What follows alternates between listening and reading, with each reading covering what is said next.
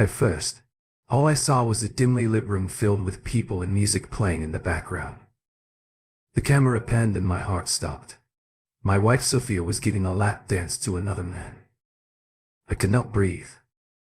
My fingers tightened around the phone and I couldn't take my gaze away from it. Sophia's hips swayed as she rubbed against the stranger. Her face flushed from excitement. Let's formally listen to today's story of infidelity. If you enjoy this story, don't forget to give it a like and subscribe to our channel. Thank you for your support. My phone buzzed as I was preparing for a quiet evening at home. My wife Sophia had gone out with her best friend, Megan, for what she called a girls' night. I glanced at the screen and noticed a message from my friend Ethan. You should see this. There was a link attached. Curiosity piqued. I tapped it, unaware that my world was about to shatter. The link led to a live stream. At first, all I saw was a dimly lit room filled with people and music playing in the background. The camera panned and my heart stopped. My wife Sophia was giving a lap dance to another man. I could not breathe. My fingers tightened around the phone and I couldn't take my gaze away from it. Sophia's hips swayed as she rubbed against the stranger. Her face flushed from excitement. The man's hands roamed freely over her body and she did not resist. My phone vibrated again. Another message from Ethan. Alex, I'm very sorry. I thought you should. No, I typed back with trembling hands. Who is the guy? Ethan replied quickly. Dylan works with Sophia. Dylan? The name started a fire in my chest. I had heard Sophia mention him before. Always casual. Just a coworker. She hadn't said anything more. I forced myself to continue watching. My mind raced as I remembered Sophia's earlier words about downloading the video as evidence. I'm just going out with Megan.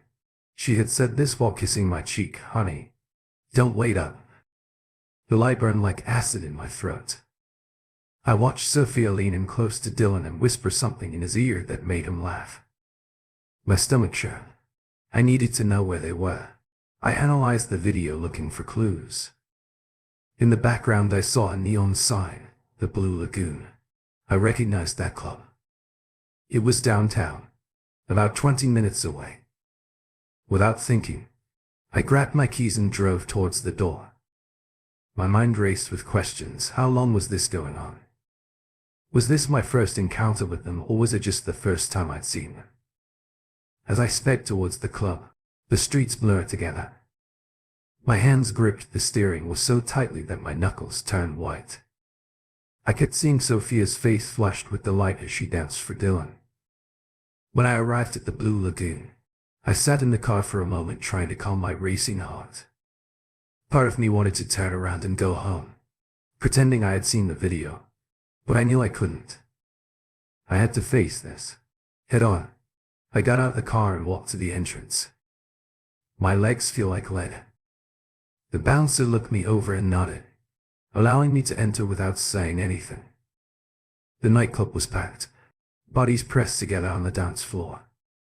The air was thick with the aroma of sweat and alcohol. My eyes scanned the room looking for Sophia. Then I saw her. She was at the bar with Dylan laughing about something he said. His hand rested against her lower back, fingers spread possessive. None of them had noticed me. Yet I pushed through the crowd, my vision unerring until I could only see them. As I approached, I could hear snippets of their conversation above the pounding music. You're incredible, Sophia. Dylan was speaking, leaning in close. I cannot believe we waited so long to do this. Sophia giggled, resting her hand on his chest. Better late than never. Right. I was directly behind them now. Is that correct? I spoke, my voice cutting through their laughter. They both spun around, their faces pale from shock. Sophia's eyes widened with horror. Alex, she gasped. What are you doing here? I laughed bitterly funny. I was going to ask you the same thing. As I stared at Sophia and Dylan, the club appeared to fade away in my ears. The pounding music sounded like a distant roar. All I could see was my wife's guilt-ridden expression and Dylan's growing panic. Alex, I can explain. Sophia began, her voice trembling. I cut her off. What exactly are you explaining? How you lied to me about going out with Megan, or how you have been cheating on me with a coworker? Dylan stepped forward, hands raised, flatingly. Look, man, this is not as it appears. Save it. I snapped. I saw the live stream. I saw everything. Sophia's face had lost its color. Live stream? What exactly are you talking about? I took out my phone and showed them the video that was still streaming. Sophia's eyes widened with horror as she saw herself grinding against Dylan. Oh God, she whispered. I turned to address the growing crowd surrounding us. Ladies and gentlemen, let me introduce you to my wife, Sophia. She said she was having a girls' night out, but now she's here cheating on me with a coworker. Murmurs echoed throughout the crowd. Some people had their phones out recording the scene. I noticed Megan pushing her way through the crowd. Her face was a mask of shock and guilt. Alex, please, Sophia begged and grabbed my arm. Can we discuss this in private? I yanked my arm away. Why, you didn't appear to care about privacy when you broadcasted your little show to the world. Dylan attempted to intervene again. Listen, Alex, this is all a misunderstanding. I rounded on, furious over a misunderstanding. You were feeling up my wife on a live stream and referred to it as a misunderstanding. It was only dancing. Dylan protested weakly. Just dancing. I laughed heartily. Is that what you call it when you're groping another's wife? Sophia stepped between us, tears streaming down her cheeks. Alex, please, I'm very sorry. This was a mistake. It did not mean anything. Her words only made me angrier. An error. You accidentally performed a lap dance for your coworker. You accidentally lied to me about where you were going. I never intended to hurt you. She sobbed. Well, congratulations. I spit. You failed spectacularly. Megan finally contacted us. Her face was pale. Alex, I am deeply sorry. I had no idea. I turned against her. No idea. You are her best friend. You expect me to believe you weren't aware of this? Megan flinched at my tone. I swear. Alex. She informed me that she was meeting Dylan to discuss work. I did not know. I turned back to Sophia and said, it doesn't matter. Nothing matters anymore. Sophia reached for me again. Alex. Please. We can work it out. I love you. I moved back out of her reach. If you love me, we would not be here right now. What are you saying? Sophia inquired, her voice small and frightened. I looked her directly in the eyes. I'm saying it's over. Sophia, I want a divorce. A collective gasp echoed through the crowd. Sophia's face crumpled and she began to sob deeply. No, Alex. Please, please, she begged. Do not do. This is something we can fix. I shake my head. There is nothing to fix. You broke us. Sophia, you and Dylan. I turned to Dylan, who was attempting to slink away. And you made a big mistake by getting involved with my wife. I hope it was worthwhile. Dylan paled. Alex, I never intended to say it. I cut him off. I do not want to hear your excuses. Just remember that this is not over. Definitely not. I looked around at the audience, many of whom were still recording. I hope everyone enjoyed the show. I said bitterly, this is the last one you'll get from me. With that I turned and walked away, leaving Sophia crying behind me. I could hear her calling my name, begging me to return, but I didn't turn around. I pushed through the crowd, ignoring the whispers and stares, and stepped outside into the cool night air. I felt hollow. The anger that had kept me going inside the club was fading, leaving behind a deepening pain. I stumbled to my car and sat for a long time, my hands shaking as I gripped the steering wheel. What am I going to do now? Where might I go? I felt physically ill, thinking about returning to the home I shared with Sophia. I needed to be somewhere safe, somewhere I could process what had just occurred with trembling fingers. I took out my phone and dialed Ethan's number. He responded on the first string, "Alex, are you okay?" I let out a shaky breath. "No, I'm not. Can I come over?" "Of course." Ethan spoke without hesitation. "I will be waiting." I started my car and drove away from the club, leaving behind the shattered remnants of my marriage. As I drove through the quiet streets, I tried to process how my life had changed so dramatically in just a few hours. One thing was certain: nothing would be the same again. The drive to Ethan's house was a blur. I found myself parked in his driveway with no real memory of how I arrived. My hands shook as I turned off the engine and sat there staring blankly at the steering wheel. A knock at the window startled me. Ethan stood there, a concerned expression on his face. My legs felt unsteady. As I got out of the car, "Alex," Ethan said, drawing me into a tight hug. "I'm very sorry." Man, the simple act of kindness almost broke me. Tears stung my eyes and I blinked them furiously. "Thank you for letting me come over," I managed to say. Ethan led me inside, placed his hand on my shoulder. "Of course, you are welcome to stay for as long as you need." We settled into his living room with Ethan getting us both a beer from the fridge. I took a long swig, hoping that the alcohol would relieve the ache in my chest. "Want to discuss it?" Ethan asked gently. I laughed without humor. "What is there to talk about?" "My wife has been cheating on me with a coworker." I confronted them at the club and informed her that I want a divorce. "This is the end of the story." Ethan grimaced. "That must have been brutal. How are you holding up?" "I'm not sure." I admitted it does not feel real. Yet I feel like I'm going to wake up and realize this was all a bad dream. "I wish it was," Ethan said.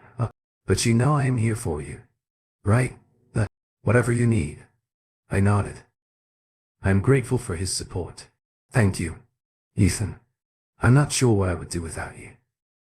We sat quietly for a while, each lost in our own thoughts. As Ethan finally spoke up.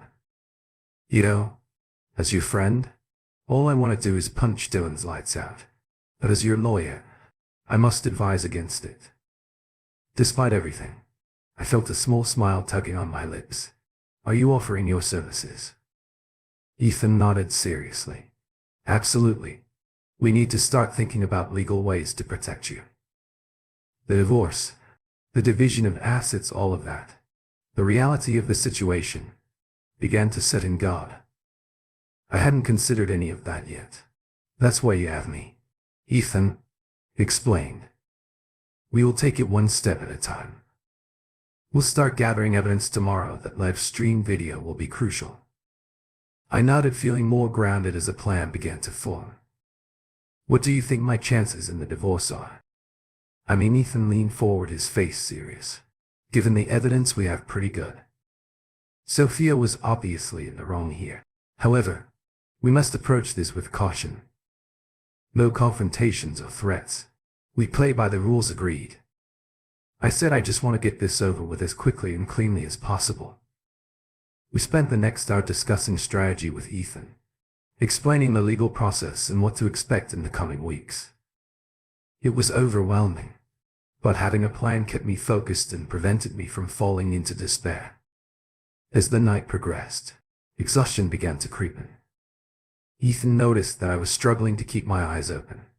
He said, "You should get some sleep. Have the guest rooms been set up for you?" I nodded gratefully. "Thank you, Ethan, for everything." He grasped my shoulder. "That is what friends are for. We will get through this, Alex. I promise." I went to the guest room. My body was heavy with fatigue. As I lay in bed staring at the unfamiliar ceiling, my mind replayed the night's events. When I confronted Sophia, I could see guilt and panic in her eyes, the sense that my world is collapsing around me. Sleep evaded me for hours. I finally dozed off. My dreams were a jumbled collection of memories and nightmares. all centered on Sophia's betrayal. I awoke the next morning groggy and disoriented. For a blissful moment I forgot where I was and why. Then reality hit and the pain in my chest returned full force. I dragged myself from bed and into the kitchen, where Ethan was already awake and making coffee morning. He said, sliding a mug toward me, "How do you sleep like crap?" I admitted, taking a grateful sip from the strong brew. "Thank you for the coffee." Ethan nodded sympathetically. "I have been doing some research. We should begin gathering all financial documents we can get our hands on, bank statements, tax returns, and similar documents." I nodded, appreciating the distraction of practical matters. "I can get most of that online. I'll start getting it together today." Just then my phone exploded. I looked at it warily, half expecting to see Sophia. Instead, I received a notification from a news application. My blood ran cold as I read the headline. A local man accused his wife of cheating in a viral club video. "Ethan," I spoke, my voice shaking, "you should see this." I handed him the telephone. I watched as his eyes widened with shock. "Well," he muttered, "this complicates matters." I sank into a chair. My head is in my hands. "What should we do now?" Ethan was silent for a moment, thinking we need to move ahead of this. Control the story before Sophia or Dylan can spin it their way. I looked up at him, feeling a glimmer of determination through the fog of despair. "You're correct, no more being a victim. It is time to fight back." Ethan nodded, a gleam of approval in his eye. "That is the spirit. We will get through this. Alex, take one step at a time." As we began to strategize our next steps, I felt a slew of emotions swirling inside me: anger, hurt, and betrayal. There is also a growing resolve. Sophia had ripped my world apart, but I was not about to let her destroy me. With Ethan at my side, I was prepared to face whatever came next. Little did I know, the battle had only just begun. The next few days were a blur of legal consultations and sleepless nights. I was staying at Ethan's place because I couldn't bear the thought of returning to the house I shared with Sophia. The betrayal still felt dry, like an open wound that wouldn't heal. One morning, as we sipped coffee in Ethan's kitchen, he expressed concern for me. "Alex, we need to discuss next steps." Ethan said this in a serious tone. I nodded, making my mark. "I am listening." Ethan leaned forwards. "Sophia made assault allegations against you. We have them covered. Your home security footage proves you were present that night. But we need to think about the big picture now." "What do you mean?" I asked. "I mean, what do you want from this divorce, beyond simply ending the marriage?" I paused for a moment, feeling a surge of anger. "I want justice, Ethan. I want Sophia and Dylan to face the consequences of their actions." Ethan nodded slowly. "I figured you'd say that. Look, as your lawyer, I must advise you to exercise caution. But as your friend, I believe it's time to fight fire with fire." I raised an eyebrow. "What did you have in mind?" "We gather evidence." Ethan said everything we can about their situation. We build a case based on Dylan's background that will leave them stunned. And then when I asked, his eyes shone. "Then we use it to ensure you get everything you deserve in your divorce, to ensure that they cannot hurt you again."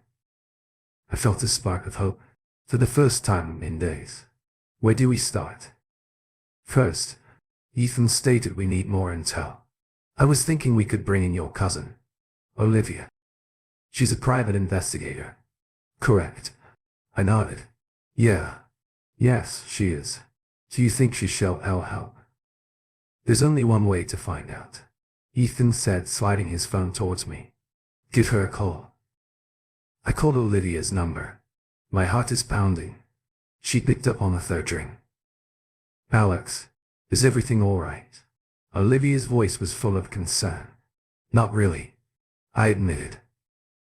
"Olivia, yeah, I need your help professionally." There was a pause. "What's happening?" I took a deep breath and explained the circumstances surrounding Sophia's affair. the public confrontation, the false assault claims. Olivia listened without interrupting. When I finished, she blew a low whistle. Damn SEB. I'm very sorry. Of course I will help. What do you need? We need dirt. I spoke bluntly about Sophia and Dylan. Whatever you can find. Consider it finished. Olivia spoke without hesitation. I will start digging right away. After I had hung up, Ethan gave me an approving. Look good. That is a start.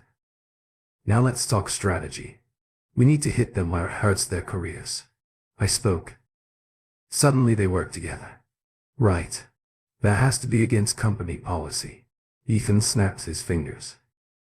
Exactly. If we can get them fired, that would be a huge blow.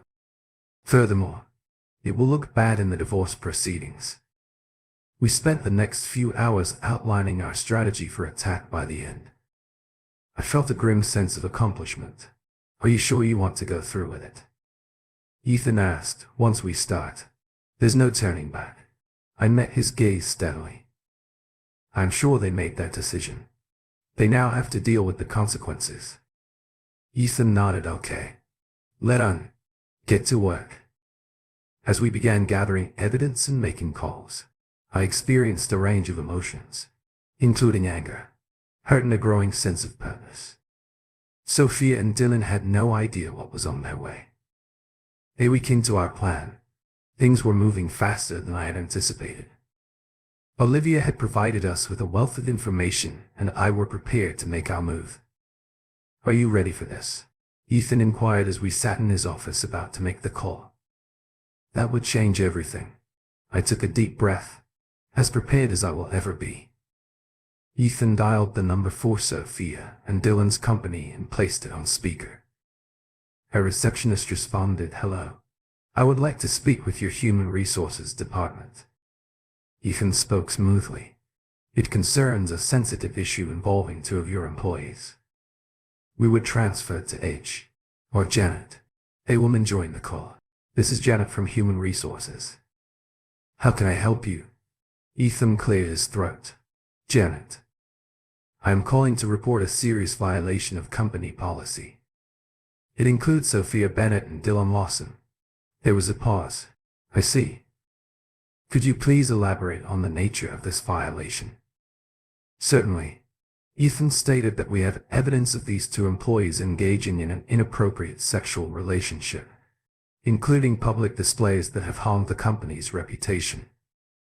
That is a serious allegation. Janet spoke, her voice tight. Had you got proof? We do. Ethan confirmed. I'm now sending you an email with a video link. I warn you, the content is explicit. We heard Janet's sigh, followed by a sharp intake of breath. Oh my, she muttered. As you can see, Ethan proceeded. This behavior is totally unacceptable for company employees, not to mention the possible legal ramifications if this were made public. Janet's voice was strained as she spoke again. Thank you for bringing it to our attention. We will take care of this. Immediately after we hung up, I looked at Ethan. Do you think it worked? He nodded. Oh, it worked. They will both be out of work by the end of the day. True to Ethan's predictions. Olivia called us that evening to provide an update. It's finished. She said Sophia and Dylan were fired this afternoon and escorted out of the building by security. I felt a mixture of satisfaction and guilt. Good, I said, pushing the guilt away. What happens next? Olivia's voice became serious. Alex, there's something else you should know. I've been looking into Dylan's finances and something isn't adding up. What do you mean? I asked with a frown. Large sums of money are moving through his accounts, and I explained far more than his salary could explain. I believe he may be embezzling from the company. Ethan and I exchanged looks. Can you prove it? I asked. Not definitively, Olivia admitted, but I have enough evidence to raise serious red flags. Ethan leaned forwards. Send us everything you have. We may be able to use this. After Olivia hung up, Ethan turned to face me. We need to carefully consider our next move. If Dylan really is embezzling, this is a game changer. I nodded slowly. We alert the authorities. Allow them to investigate. Are you certain? Ethan asked. Once we do that, there is no turning back. I met his gaze steadily. He most likely won his bet. Now I can lie in it. Ethan nodded and reached for his phone. I have a contact in the white-collar crime division. I will make the call. Ethan spoke quietly over the phone. I looked out the window, lost in thought. Am I going too far? Then I remembered Sophia's betrayal, the humiliation I had experienced, and my resolve hardened. Ethan hung up and turned to me. It's finished. They'll start investigating tomorrow. I nodded, experiencing a strange combination of emotions. What about Isabel? She's living with Dylan. Correct for now, Ethan said. But I have an idea about that. Remember the live stream video? I winced at the memory. How could I forget? Well, Ethan said, there is a glint in his eye. I'm sure Dylan's landlord would be very interested in seeing what kinds of activities are taking place on his property. I raised an eyebrow. Do you think we could get them evicted? Ethan grinned. I believe it's worth a shot. What about we pay the landlord a visit? The next day we met Dylan's landlord, a stern-looking man named Mr. Patel. We showed him a video explaining the situation. Mr. Patel's face became increasingly red as he watched. This is unacceptable. He sputtered completely against the lease terms. We thought you should know I spoke innocently. Mr. Patel nodded enthusiastically. Thank you for bringing it to my attention. I will begin eviction proceedings immediately. We left Mr. Patel's office. I felt a weight lifted off my shoulders. Do you think this will work? I asked Ethan. He clapped my back. Oh, it will work. Sophia and Dylan are about to find themselves out on the streets. I nodded, a grim satisfaction washing over me. The pieces of our plan were coming together, and Sophia and Dylan were about to learn that actions have consequences. Olivia called about a week after our meeting with Mr. Patel to provide an update. It's finished. She said Sophia and Dylan have been evicted. They're scrambling to find somewhere to stay. I experienced a range of emotions in response to the news. Do you have any idea where they are going? That's the most interesting part of it. Dylan bailed. He's reportedly moved in with a friend, leaving Sophia alone. I couldn't help but feel satisfied. Isn't karma? Olivia's voice became serious. Alex. There is more. The embezzlement investigation. It's picking up steam. Dylan's in serious trouble. I nodded, even though she was unable to see me. Good. He deserves whatever he gets. After I hung up, I sat quietly for a while, processing everything. A part of me felt guilty about what we had done, but a larger part felt vindicated. They made their decisions. They were now facing the consequences.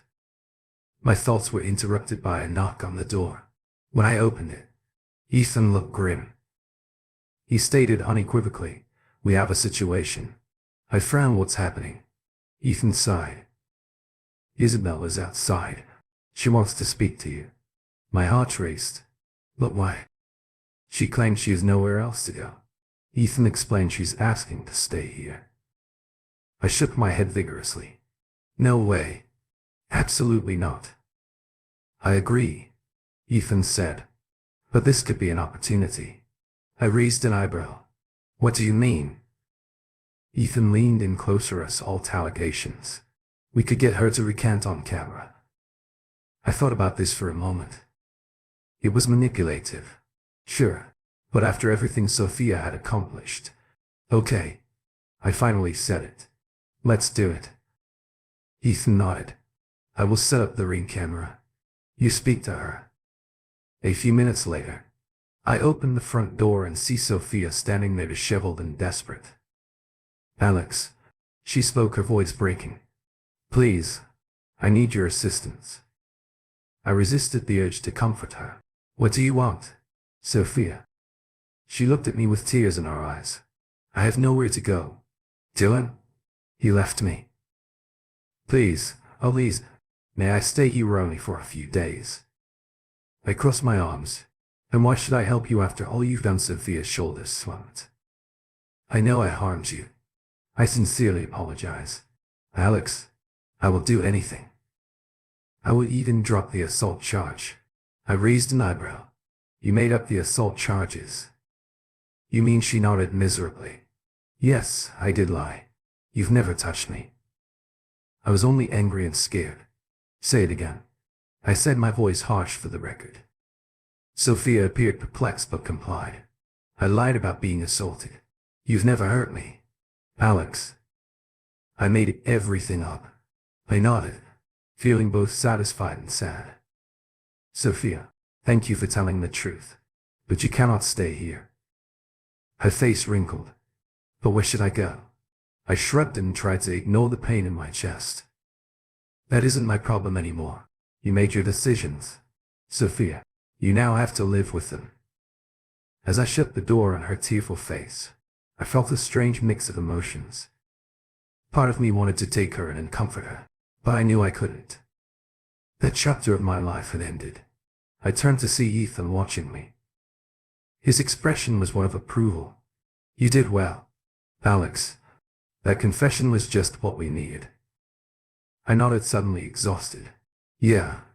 I just hope it's worthwhile. Ethan clapped my shoulder. It will be. Trust me. This marks the beginning of the end. Sophia and Dylan will lose, but you will win. As I watched Sophia's retreating figure through the window, I couldn't help but think about the cost of revenge. But then I remembered her betrayal and the pain she caused me, and I dismissed my doubt. This was justice. I told myself that justice, no matter how painful, needed to be served. The day following Sophia's desperate plea on my doorstep, I sat in Ethan's office watching the ring camera footage from her confession. Her tear-stained face filled the screen as her words were read back. I lied about being assaulted. You've never hurt me, Alex. I made everything up. Ethan. Please pause the video and turn to me. Alex, this is gold. This allows us to not only get the assault charges dropped, but also strengthen our case in the divorce proceedings. I nodded, feeling a mixture of relief and lingering anger. What are our next steps? Ethan leaned back in his chair. We must be strategic about how we use this. I believe we should arrange a meeting with Sophia and her lawyer want to confront her directly. Ethan nodded, surprised by my question. I do. We'll show them what we have and see how they respond. It might just encourage Sophia to settle quickly and quietly. I thought about this for a moment. All right. Set it up. 2 days later, we sat across from Sophia and her lawyer, a sharp-looking woman named Sarah, in a conference room at Ethan's firm. Sophia, pale and drawn, avoiding my gaze. Ethan began the meeting. Thank you for coming. We've asked you here because we have new evidence that has a significant impact on our case. Sarah leaned forwards. What kind of evidence? Without saying anything, Ethan played a video of Sophia's confession, her voice filling the room and Sophia's face turning pale. Sarah turned to Sophia after the video ended. Is that true? Did you lie about the assault? Sophia nodded miserably. Yes, I was angry and scared. I didn't think. Sarah interrupted her with a raised hand before returning to us. What do you want? Ethan smiled. Complete retraction of the assault allegations for starters. And we hope Sophia will agree to an uncontested divorce. My client received a favorable asset split. Sarah began to protest, but Sophia interrupted her. I will do whatever Alex wants. I just want it to be over. I spoke for the first time since the meeting started. Why, Sophia? Why did you do this? She looked into my eyes, tears welling up. I was scared. Alex. I knew I had made a mistake and I reflected. I thought if I made you look bad, it would make what I did seem less terrible. I'm very sorry. I shake my head. Sorry does not cut it. Sophia, you could have destroyed my life with those lies. I understand, she whispered. I will do whatever it takes to make things right. Ethan took over, outlining the terms of the divorce settlement, while he and Sarah worked out the details. I watched as Sophia, the woman I loved and thought I knew so well, appeared to be a stranger.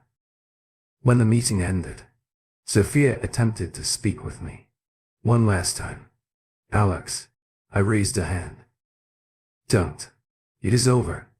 Sophia, let's get on with our lives. We left the conference room. Ethan clapped me on the back. You did well there. How do you feel? I let out a long breath. I'm relieved, I suppose.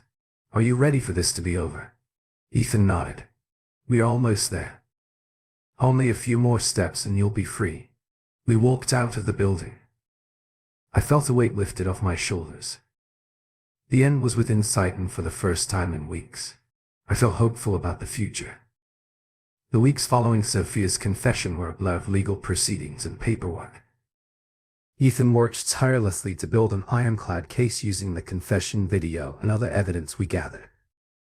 One morning I arrived at the courthouse for what we hoped would be the last hearing. Ethan greeted me at the door, looking confident. Prepared for this? He asked. As we climbed the stairs, I nodded, more than ready. Let us conclude this.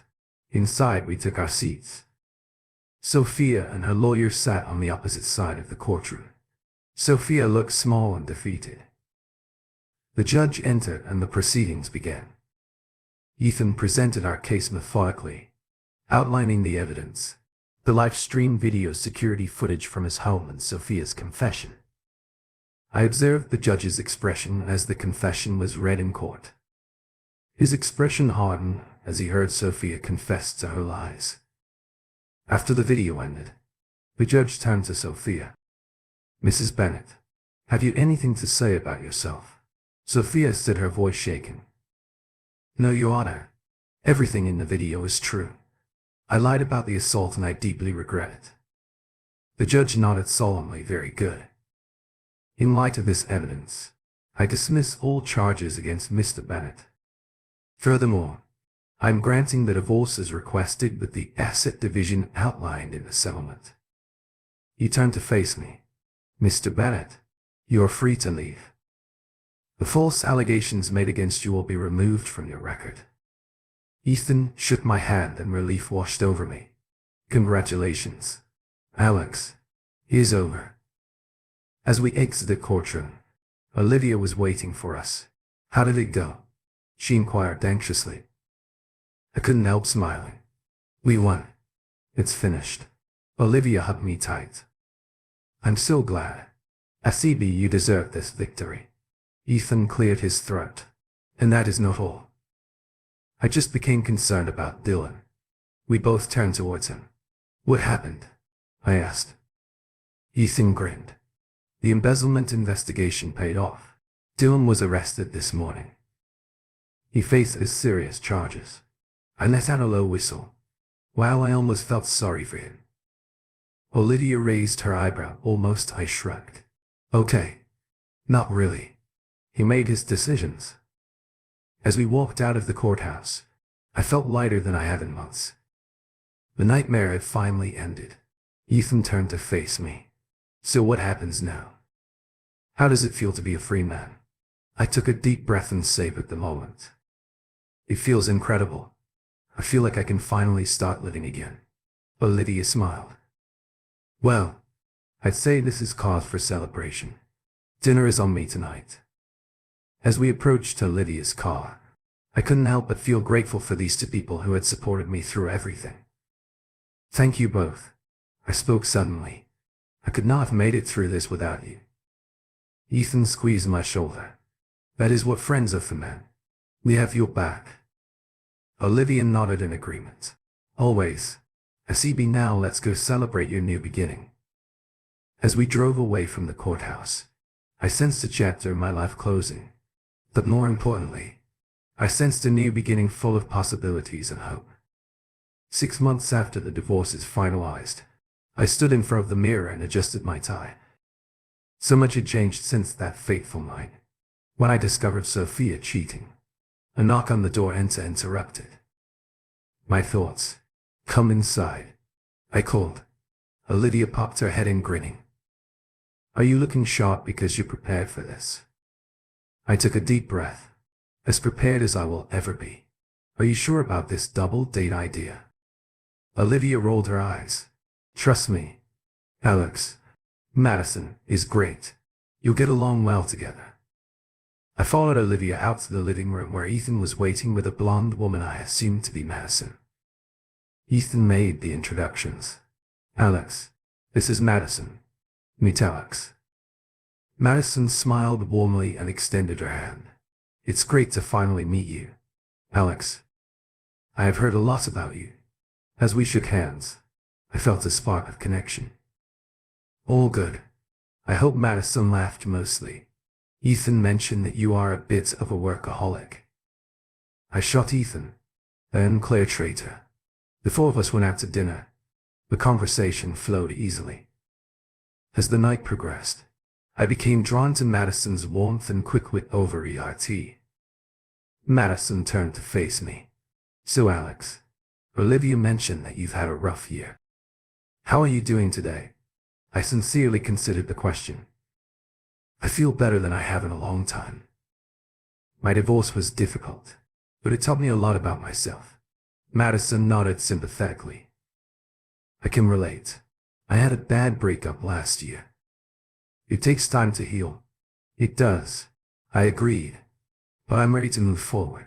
Focus on the future. You understand? Madison's eyes sparkled. I liked the sound of it as we were leaving the restaurant. Ethan pulled me aside. So what do you think about Madison? I couldn't help smiling. She's wonderful. Thank you for setting this up. Ethan clapped me on the back anytime. Man, it's nice to see you happy again. Madison and I began to see each other more frequently over the course of the next few weeks. Her kindness and understanding allowed me to open up in ways I hadn't been able to since my divorce. Madison took my hand one evening while we were walking through the park. Can I ask you a question, Alex? I squeezed her hand. Of course. She paused for a moment. Are you over Sophia? Are you really over her? I paused walking and turned to face Madison. Yes, I am. What happened to Sophia was painful. But that's in the past. I've learned from it. I've grown out of it. But I'm ready to move on. I took a deep breath with you. If you will have me. Madison's face lightened up. That would be very nice. As we continued walking hand in hand, I felt a sense of calm settle over me. The pain and betrayal of the previous year seemed distant, now replaced by the prospect of a better future. Later that week, Ethan and I met for our regular lunch. He grinned as I sat down. You appear to be in good spirits. Are things going well with Madison? I nodded, unable to keep a smile from my face. Really well. She is.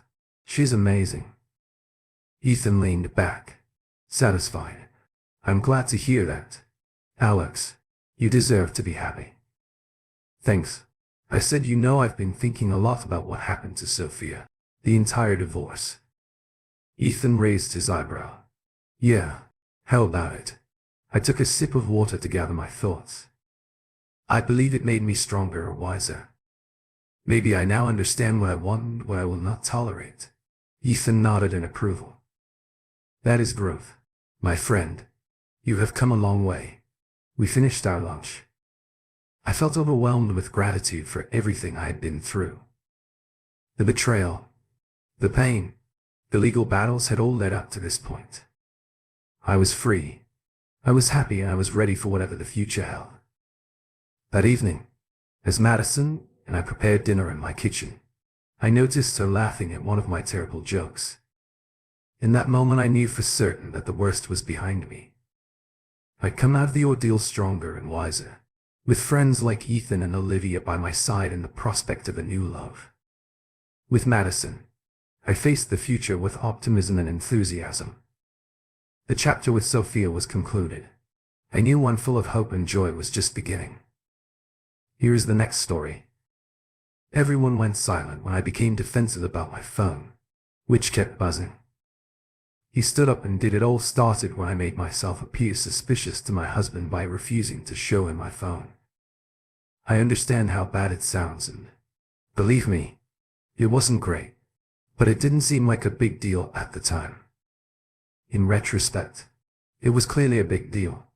Of course, we told all of our friends about it.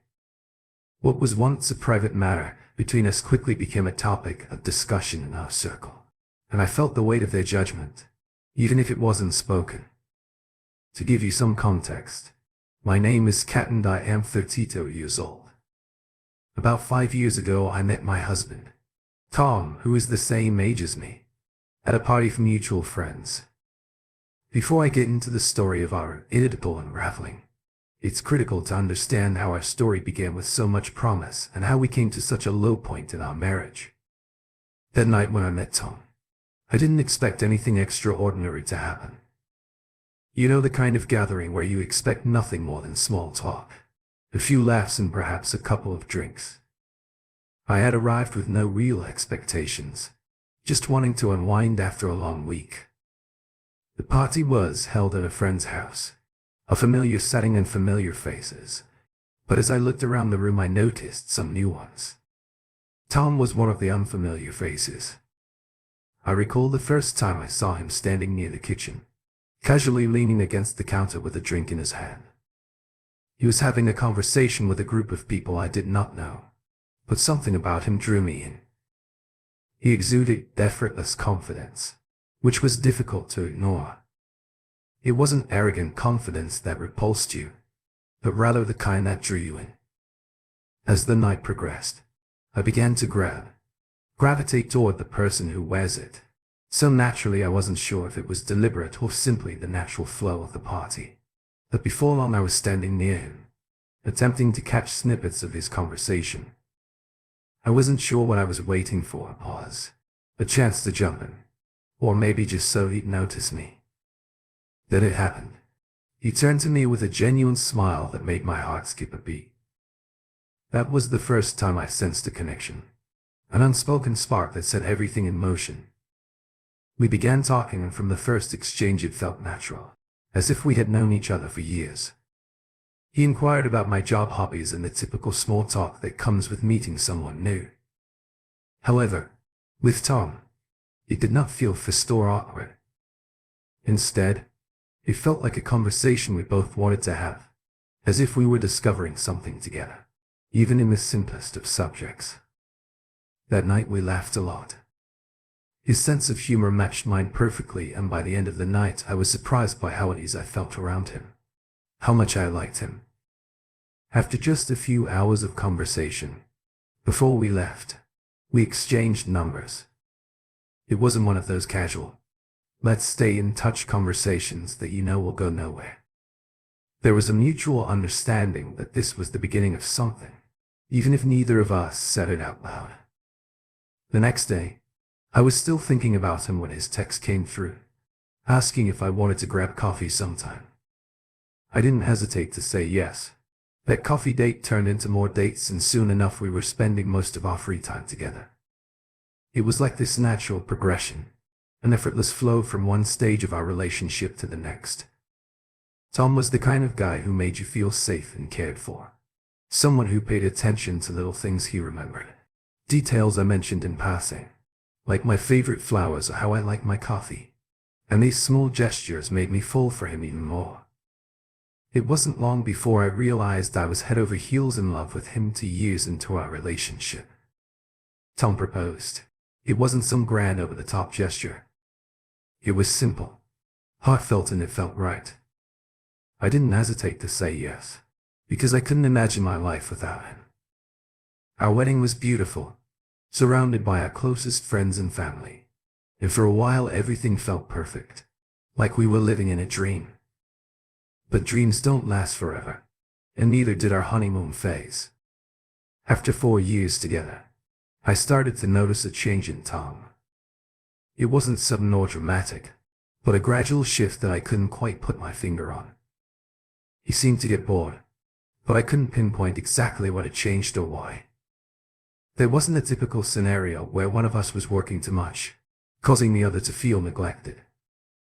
Tom wasn't overwhelmed with work. In fact, he was still very present in our social life.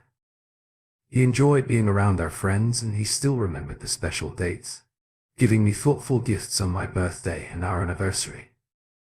On the surface, it seemed like nothing was wrong, but I couldn't shake the feeling that something was off.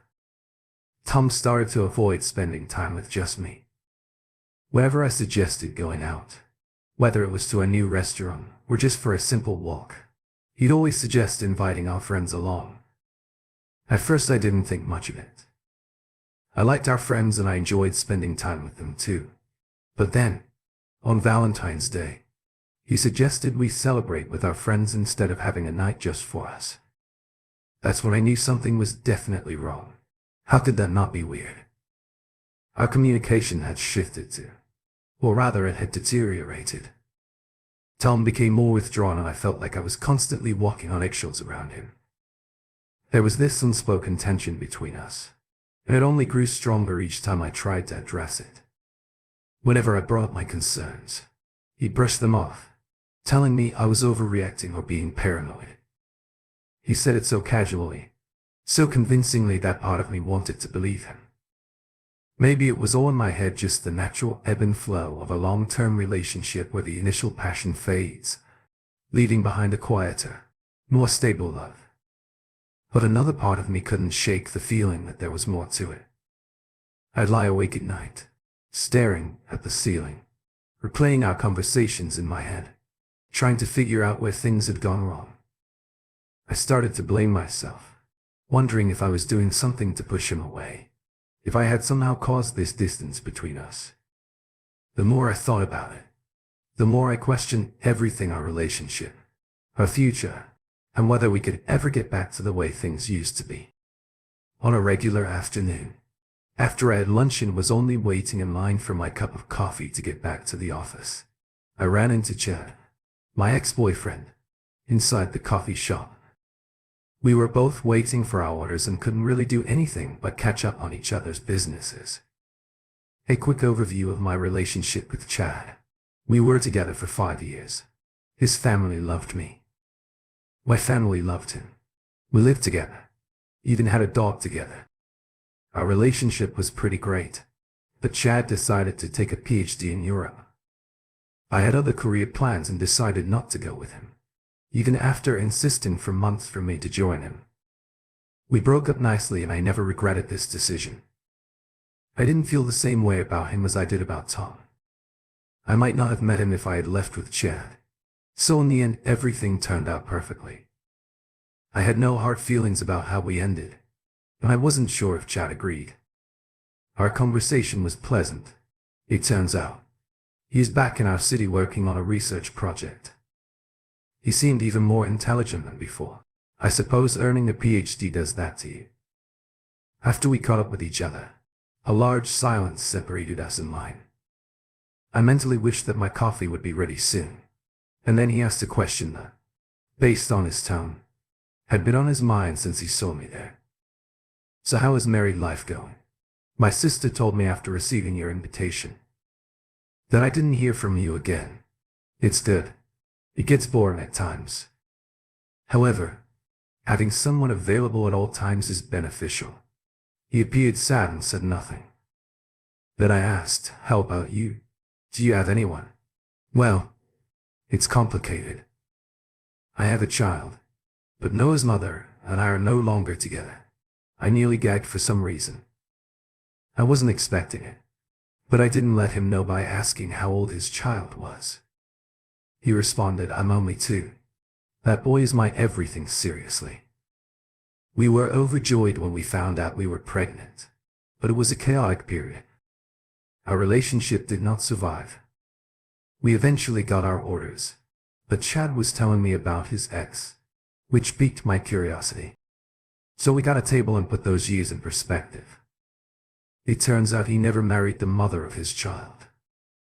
They had been together for a year when she became pregnant.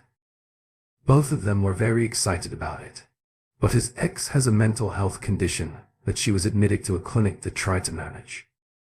Chad admitted that she was never truly prepared to be a mother and care for Noah, But he only realized this after he was born. He was essentially a single parent and the only one his child could rely on.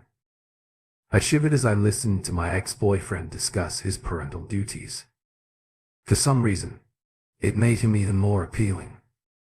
We talked for an hour before exchanging numbers and returning to our daily lives. I had no second thoughts and Chad did not appear to have any either. It was done in a friendly manner, not with the intention of cheating on my husband. I didn't tell Tom because I was confident he wouldn't be concerned. Chad and I began texting each other frequently. I'd sent him parenting articles which would appear on my social media. He would send me my favorite food recipes because he already knew what they were. We discussed work, family and friends. It turned out we were getting very close. It was enjoyable to talk to someone who genuinely cared about what I was saying. I didn't think it was such a big deal, until the night I went out with Tom and our friends. We were having dinner at this couple's home. We were eating pizza, drinking wine and having a great time. Then there was my phone with Chad's text messages. It began buzzing more frequently, and I could tell Tom was aware of it too.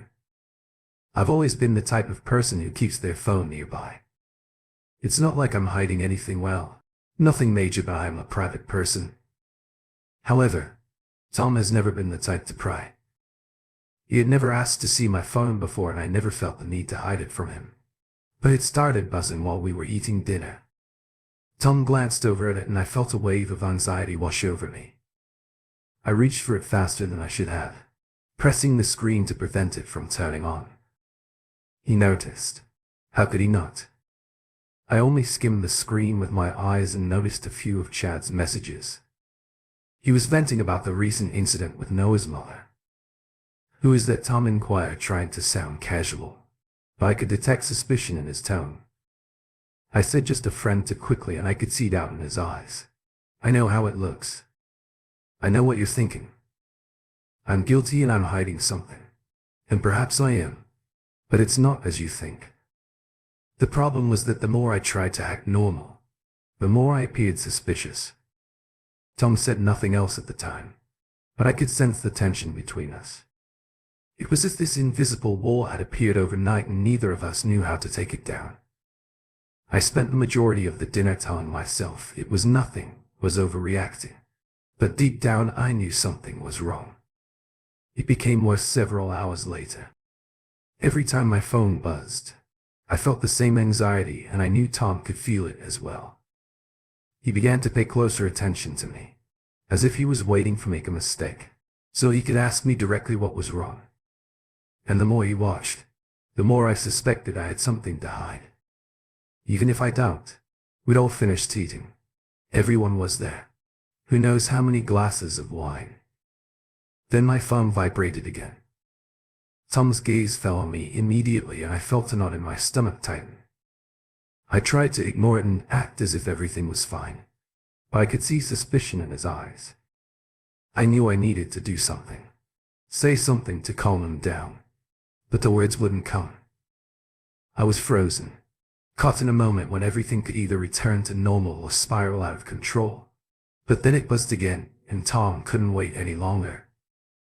"Who keeps messaging you?" he inquired, his tone more assertive.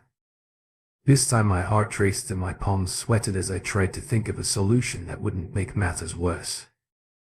I repeated, "It's just a friend," but I knew it wasn't sufficient. He wasn't about to let it go this time. "Let me see." He spoke while holding out his hand, and that's when I realized I was trapped. I couldn't let him see my phone, not because of what was on it, but because of the consequences. If I did, it would be conclusive proof that something was wrong between us, that our relationship had reached a point where trust was no longer sufficient. I did the only thing I could think of. I became defensive. I drew my phone closer to me and shook my head. "Why do you need to see this? Do you not trust me?" The room became quiet. Our friends, who had been laughing and chatting only moments before, fell silent, their gaze darting between us. I could feel the tension rising. I could see the pain in Tom's eyes as he stood there with his hands still outstretched. "I just want to know what's going on, Kat." he said quietly, but I could hear the tension in his voice. And then, instead of responding, I stood up and said I want to go home without facing him. Not with so many eyes on us. Not with the weight of what I had or hadn't done looming over me. As I walked out, I could feel our friends' stares the questions. They wouldn't say aloud, but would linger in their minds. In our conversations and in every interaction that followed, I heard Tom get out of his chair, sitting as if he was annoyed. He apologized, said goodbye to our friends, and then followed me. Our conversation in the car was chaotic. Do you have to behave like that in front of our friends? What the hell is wrong with you?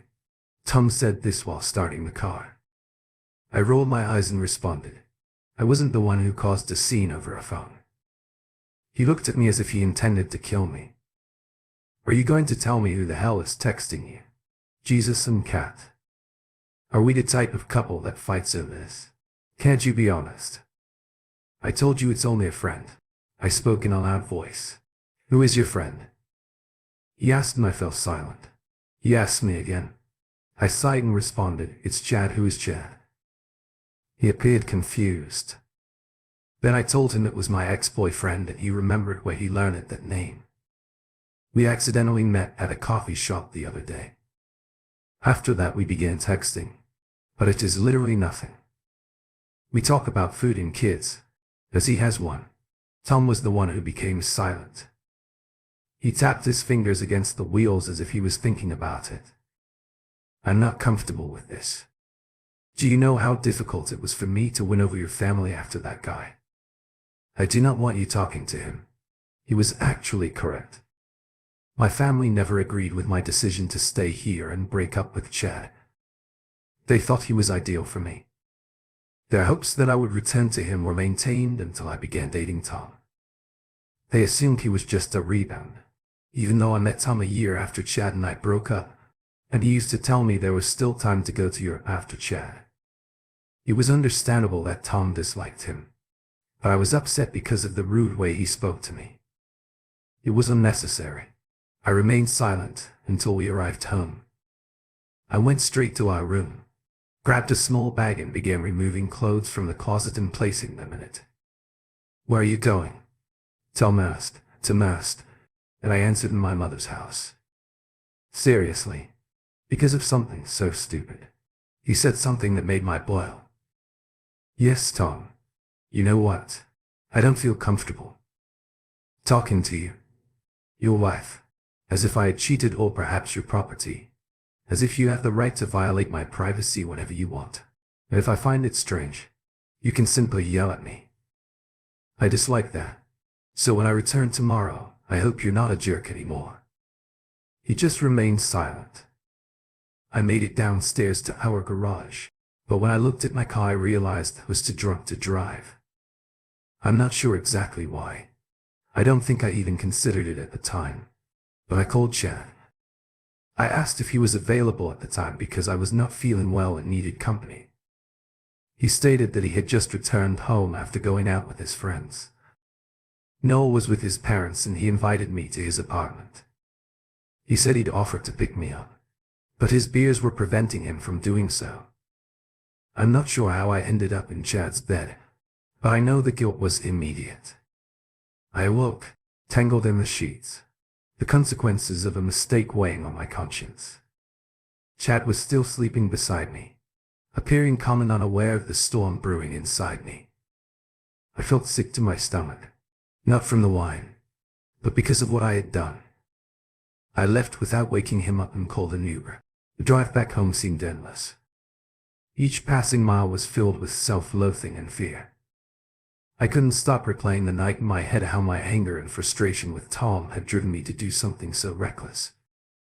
I had betrayed him in the worst possible way, and the reality of it hit me harder than I expected. When I got home, Tom was already awake, sitting at the kitchen table with a cup of coffee in front of him. He looked up as I walked, and his eyes narrowed, as he observed my disheveled appearance. The tension in him was palpable, and I knew I couldn't avoid what was about to happen. "Hey, you are back," he asked, his voice cold and controlled, but with an edge that made my heart race. I couldn't lie anymore. I traveled to Chad. I admitted, my voice barely audible. His expression remained unchanged, but I noticed a flicker of pain in his eyes, followed by anger. So you did exactly what I expected. How long has this gone on? Captain, it was only once, I said. However, even I found the words hollow. It meant nothing. I swear. Tom stood up so quickly that the chair he was sitting in almost fell over. He approached me, and for a moment I thought he was going to hit me, but he didn't. He simply stared at me, narrowing his eyes and judging me. It made me wish that he had. I've always known you were a selfish individual. But this, he said, his voice full of disgust. You're pathetic. I tried everything I could to make you happy. So this is how you repay me, by crawling back to your ex. After things got rough, I could not say anything. I just stood there, letting his words wash over me like a tidal wave, knowing I deserved them all. You want to run off to your mother's house again? He continued, his voice rising with each word. Go ahead, but do not bother coming back. I am done with you. Kat, you are not worth it. His words cut deeply, but I knew he was correct. I had shattered any trust he had in me, and there was no way to restore it. I watched him turn away, his body tense with anger, and walk out of the room. The door slammed shut behind him, echoing in the silence that followed. I was alone with my guilt. My actions weighed heavily on me like a suffocating blanket. I had lost everything in one careless night, and now there was nothing left to do but accept the consequences. Update. I wish I could say things improved after that night, but they did not. Tom was not only hurt, he was vengeful. Tom ensured that the divorce process would be a living hell. He hired the most aggressive lawyer he could find and went after everything: our house, our savings, and even the car, which was technically mine. Every time we sat down to discuss the terms, he made another petty demand. For example, making me pay all of the legal fees, or claiming that I had no rights to any of our joint accounts because I had ruined our marriage. He dragged out the proceedings for as long as possible, forcing me to spend more money on lawyers than I had anticipated. It was clear that Tom was not simply trying to end the marriage. He was attempting to destroy me. Honestly, it worked. By the time the divorce was finalized, I was emotionally and financially exhausted. He got the house and the majority of our savings. I walked away with only the clothes on my back and a mountain of regret. The worst part was that, despite everything, he made sure to tell our mutual friends the true reason for our divorce. He portrayed me as the villain, the unfaithful wife who abandoned a perfect marriage for a fling with her ex. And while I am far from blameless, the way he twisted the narrative made it impossible for me to defend myself. I'm just trying to pick up the pieces of my life, but it feels like I'm starting over all because of one mistake that I'll never be able to undo. I hope my story can serve as a lesson for you. It's not worth ruining your life over a stupid impulse. Thank you for tuning in. If you enjoyed this episode of the story, please give it a like, and don't forget to subscribe to get notifications for updates.